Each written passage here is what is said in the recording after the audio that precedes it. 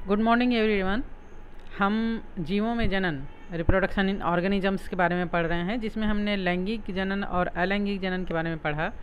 पिछले चैप्टर में हमने लैंगिक जनन के बारे में पढ़ा था कि लैंगिक जनन में क्या क्या होता है और किस प्रकार के जीवों में लैंगिक जनन होता है। आज हम इसी क्रम में आगे बढ़ते हुए देखते हैं लैंगिक जनन की कुछ घटनाओं के बारे में। ठीक है, तो हमने पिछले चैप्टर में पढ़ा था कि जीव जो संतति उत्पन्न होती है पेरेंट्स के द्वारा, उसमें धीरे धीरे वृद्धि होती है और वृद्धि होने के बाद उसमें जनन क्षमता आ जाती है और जनन क्षमता आने के बाद वह अपने ही समान संतति को उत्पन्न कर पाने में समर्थ होता है।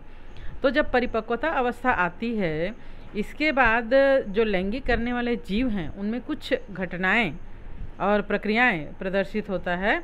और जनरली अगर देखा जाए तो लैंगिक जनन करने वाले जितने भी जीव हैं उनमें ये सभी जो घटनाएं यहाँ पर हम देख पा रहे हैं, ये इसी क्रम को फॉलो करते हैं इन लोग। और इनसे जो संरचनाएं होती हैं इनमें थोड़ी बहुत भिन्नता हो भी सकती है, लेकिन घटनाओं का जो एक नियमित क्रम है इसका अनुपालन सभी जीव करते हैं। लैंगिक जनन एक प्रजाति के नर और मादा द्वारा उत्पन्न युग्मक के युग्मन यानी अथवा युग्मनज निषेचन या भ्रूणोद्भव के द्वारा विशिष्टीकृत होता है। ये क्या होता है हम देखते हैं। सुविधा के लिए यहाँ पर क्रमबद्ध घटनाओं को भिन्न भिन्न अवस्थाओं में बांट दिया गया है। सबसे पहले निषेचन पूर्व घटनाएं होती हैं, यानी फर्टिलाइजेशन के पहले कौन कौन सी घटना होती है।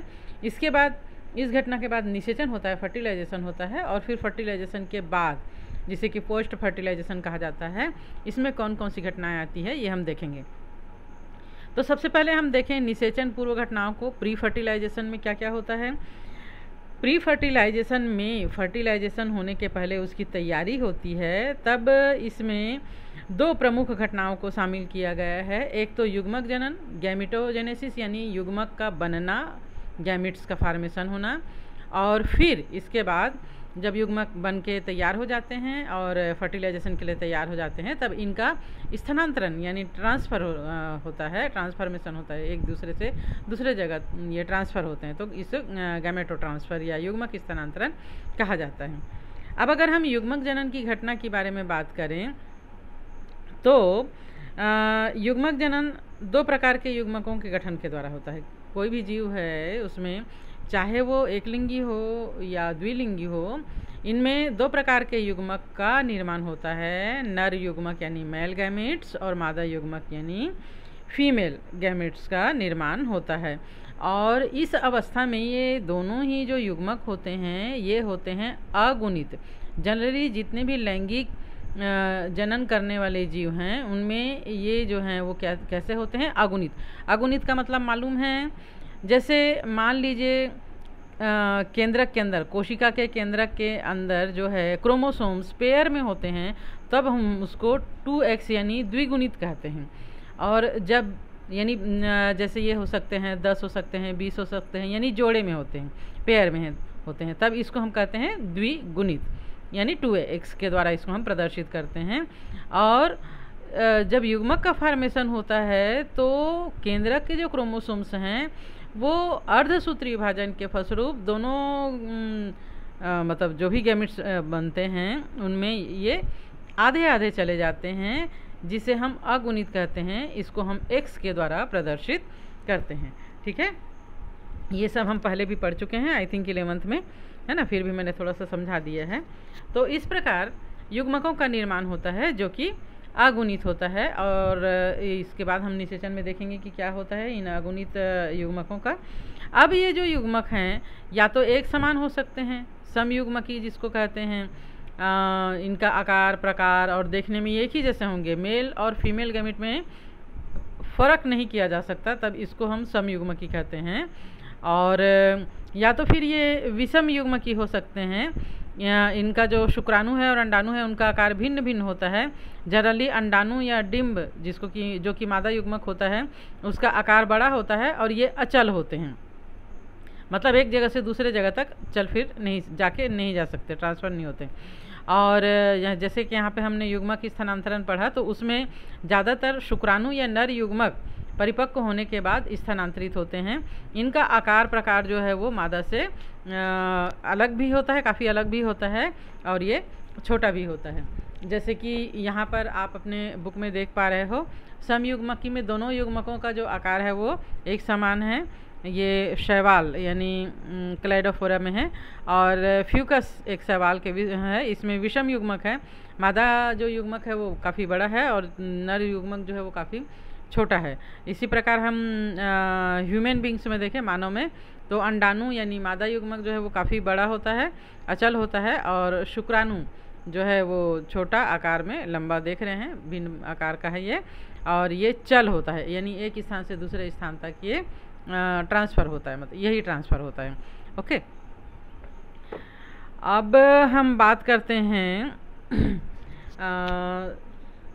समयुग्मक और विषम युग्मक के बारे में हमने देखा। जीवों में लैंगिकता के बारे में हम बात करते हैं।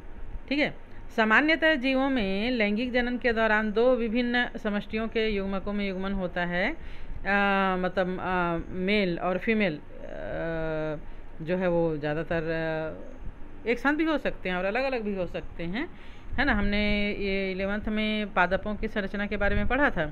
ठीक है, तो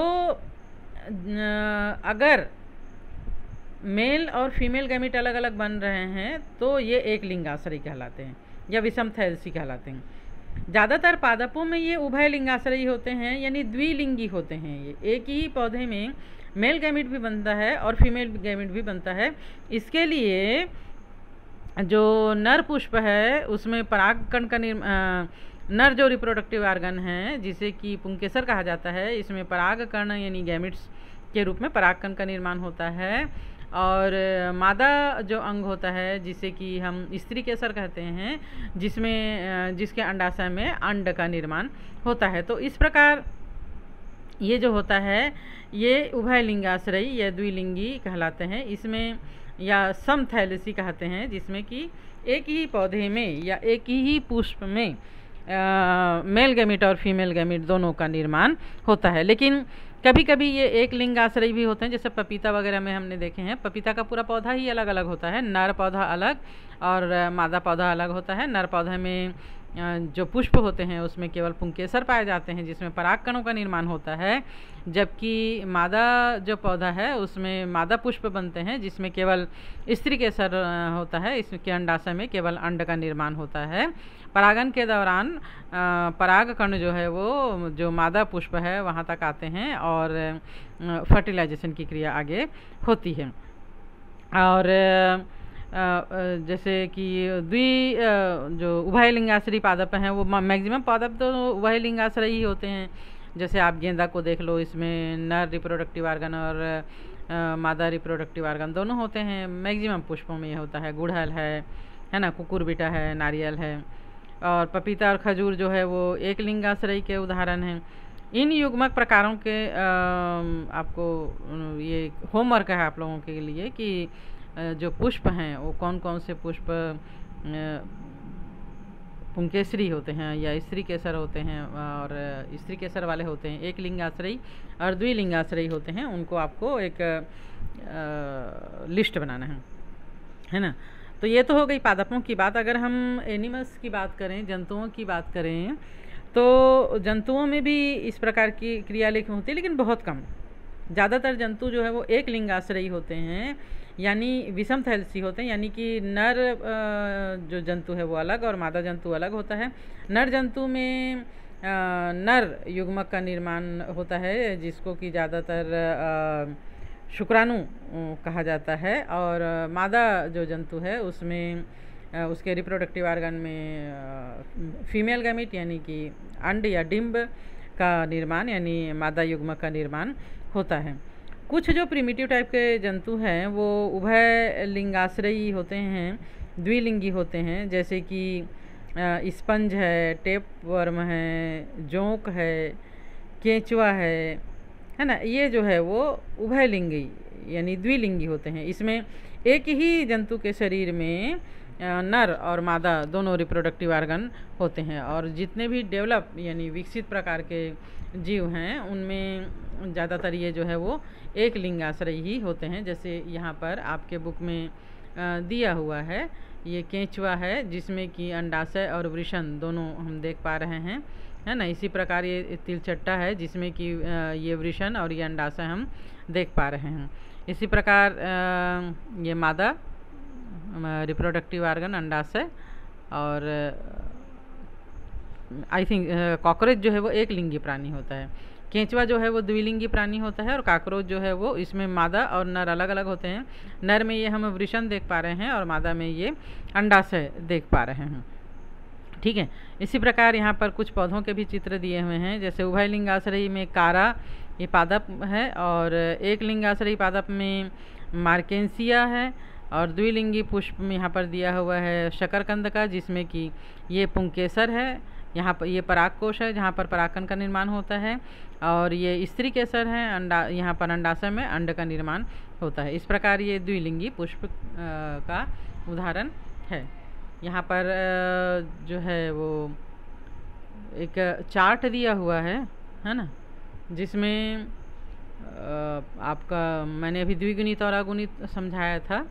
तो कौन से जीव में के क्रोमोसोम केंद्रक में क्रोमोसोम कोशिका के केंद्रक में क्रोमोसोम द्विगुणित होता है और कौन से जीव में अगुणित होता है, ये यहाँ पर चार्ट दिए हुए हैं। मनुष्य में के केंद्रक में 46 क्रोमोसोम्स होते हैं, यानी पेयर के रूप में 23, इसे 2n के द्वारा हम प्रदर्शित करते हैं।